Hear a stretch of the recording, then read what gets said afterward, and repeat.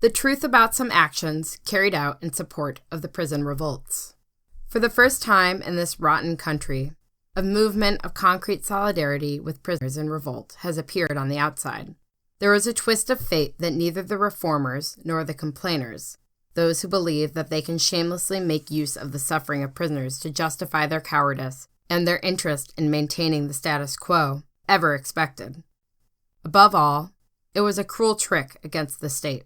On the outside, there is a mass of imbeciles who allow themselves to flap their lips, endlessly debating about what they modestly call the problem of detention, even though they don't have the least bit of personal experience in the matter and would do better to shut their trap. Their pretentious hot air contrasts with the silence that is imposed by force on the prisoners in revolt, and with the total censure that their communiques have received. Inside a prison, it is public and underground rumor that makes news circulate. From one prison to another, however, things happen differently. This is why the written press is considered to have certain importance beyond just a way to kill a few hours. Boredom and isolation are the only two things that cause prisoners to take any interest in the press, and two things that make every one of its lies more harmful. The hostility of the press towards the prison revolts is unanimous. When it doesn't pursue the politics of silence, it follows the path of slander. All its commentary is stuffed with the same stupid questions that only intellectuals could pose, with the clear aim of sowing doubt and confusion. The only thing that distinguishes them is the way which they call the state to crush the revolt. At one extreme, Le Figaro calls for clamping down more harshly on the prisoners, and never stops expressing its indignation about supposed government inaction. At the other extreme, Liberation happily supports a government that talks of reform, extolling the cultural gadgetry through which the government hopes to cool the jailbird's rage. The hostility of all these liars is even more obvious when they report some of the acts of real solidarity towards the prisoners that give the lie to their prose. Footnote. Only the radio show Parlons Libre on Fréquence Montmartre has distinguished itself from all these falsifiers by honestly reporting the events and treating the despicable VSD waste paper article as it deserved. We are not among those who specialize in writing and speak about prison, and we are not even among those who try to organize demonstrations in Beaubourg or go to converse for a couple of hours with the warden of Fleury-Mérogis, as some did shamelessly last year. As it happens, the risk of ending up in prison and the fact that many of us have spent time there conditions our lives to a great extent.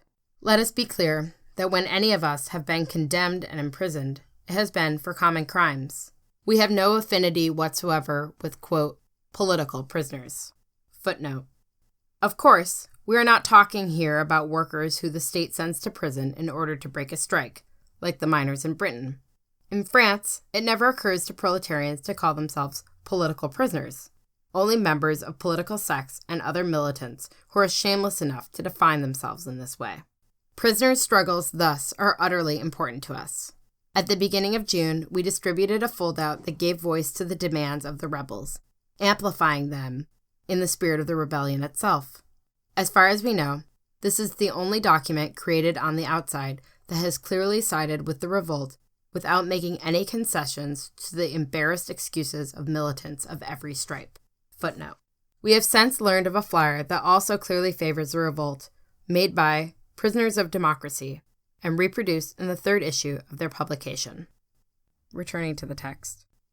The 4 demands that concluded it were simply a restatement on the outside of what the rebels on the inside had expressed, in the rare writings that managed to filter out, and especially in their actions. In consequence, a certain number of people created a tumult, particularly by disturbing rail traffic in different parts of the country.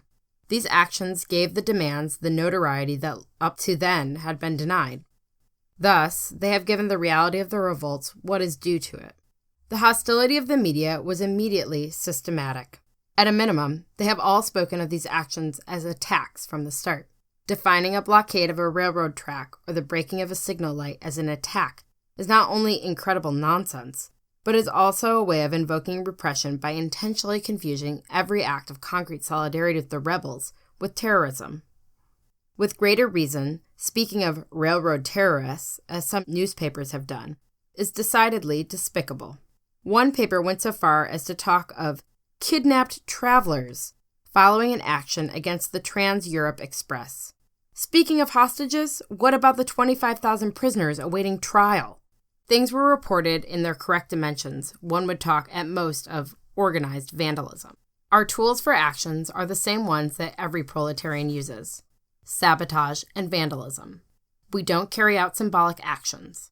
We create disorder, like workers currently in struggle are able to do when they blockade roads and rail lines, sabotage materials and TV transmitters, and so on. The thing that characterizes the style of the actions carried out from mid-June to mid-July 1985 is simplicity.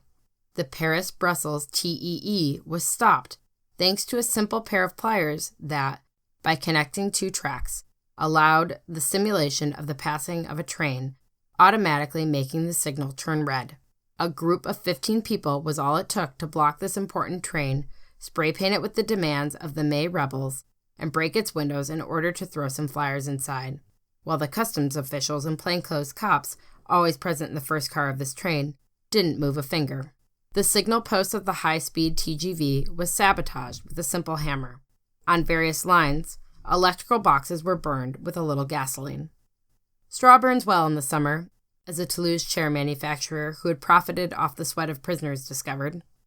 Bandoleros reduced his business to ruins. In Nantes, the printing press that prints the newspapers for the western region was sabotaged by putting sand, gravel, and nails into the compressors that feed the printing cylinders. In Paris, 2 subway lines were shut down in a simple way, by throwing material from a construction site onto the tracks. In each instance, every precaution was taken to see that the safety of the travelers was not endangered. This is why we didn't stop the high-speed train, TGV, as we did the TEE. It seemed far too dangerous to brutally stop such a fast train, so we contented ourselves with the sabotage of materials to interrupt traffic.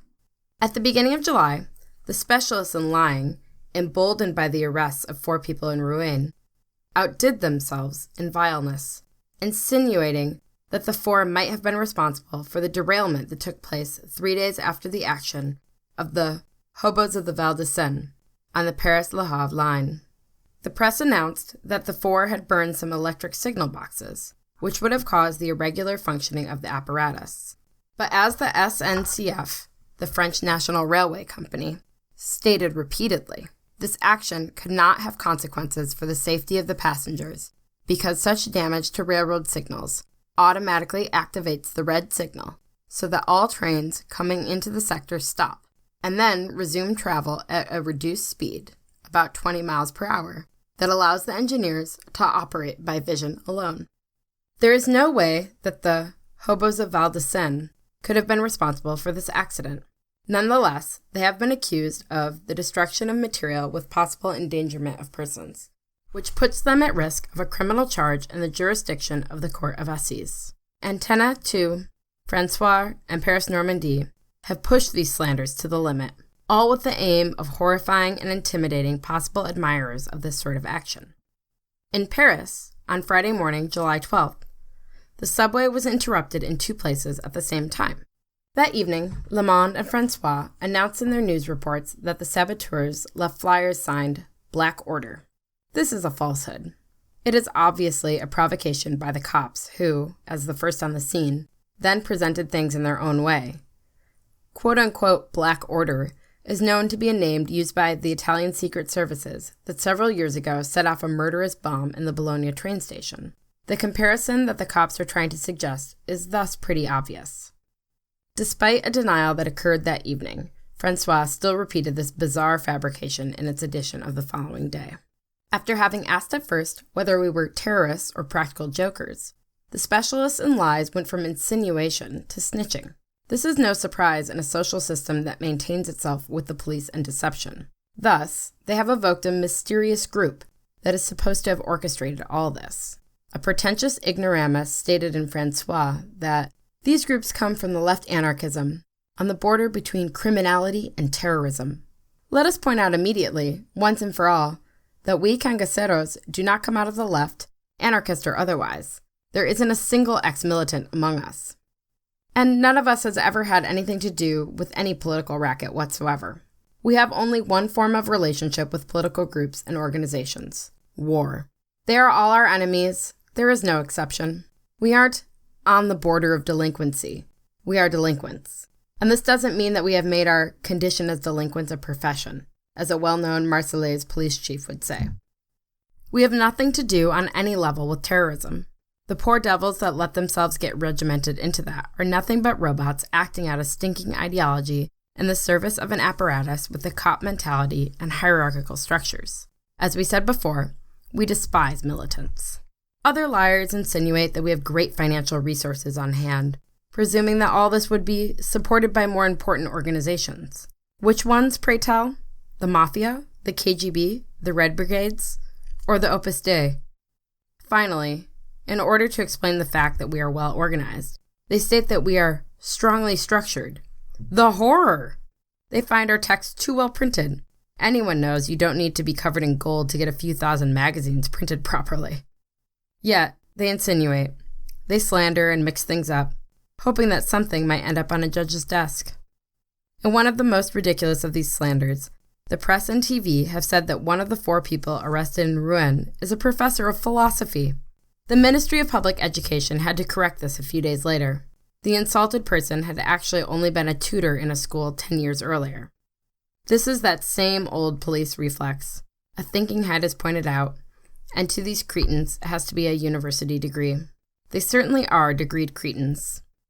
Proletarians know how to think for themselves. They have no need of education, and in any case, philosophy professors don't know how to think, because they don't know anything about life. To put an end to these dubious allegations, we say that a group that publishes a magazine and frequently makes its positions known through posters, flyers, and brochures can't be described as obscure and mysterious. A widely distributed brochure explains the reasons for these actions, but not one news report, whether printed, televised, or broadcast on radio, has taken the risk of reporting its contents with accuracy. They have preferred to make suppositions, to turn something simple into a mystery, precisely like all the chattering that happened around the prisoners' revolt, about the prison problem. Although it is something extremely simple, they have continued to complicate the matter so that in the end, no one knows what the point is anymore. The point is to know whether one accepts or refuses the existence of prison. No ambiguity whatsoever. We intend to widely circulate the demands that arise with a rigorous logic from the May Revolt, and in this way, to wear out the jailbird's isolation, now that, with the passing of the fever of revolt, every effort has been made to suffocate them in silence. On the outside, we are usually overcome with a feeling of impotence in the face of what happens in prison. For the first time, we have gotten beyond this feeling of impotence. Though we are not very many, through simple and effective means, we have assured that the May Revolt has remarkable publicity. And if these actions have remained limited, this is clearly due to our own isolation in the society. The coming of the left to power has allowed French capitalism to conveniently overcome a difficult moment and particularly to put the majority of workers back in line with the help of the unions. Furthermore, it has intensified the modernization of social isolation through the extension of policing and control. The condition for all this is a policy of prison isolation for those who still escape this control. The social peace that seems to reign in this country is mainly based on prison overcrowding. That's all. Of course, one could hope that, under the pressure of revolt, there will be a breath of fresh air on July 14th. We have seen the extent to which socialists make fools of people. But what can one expect of the state except beatings and lies? And what can one expect from a swine like Mitterrand, who in 1955, as Interior Minister, ordered the shooting of striking workers in Nantes? Everything that crawls on this earth is governed by blows. Our friendship to the hobos of Val de Seine, our friendship to the rebels of Chaumont, Lyon, Douai, Évreux, and all the others. Os Cangaceiros, beginning of August 1985. C'est sur l'échelle de Richter qu'on fera trembler les pyramides. Comprennent-tu peu à la face à la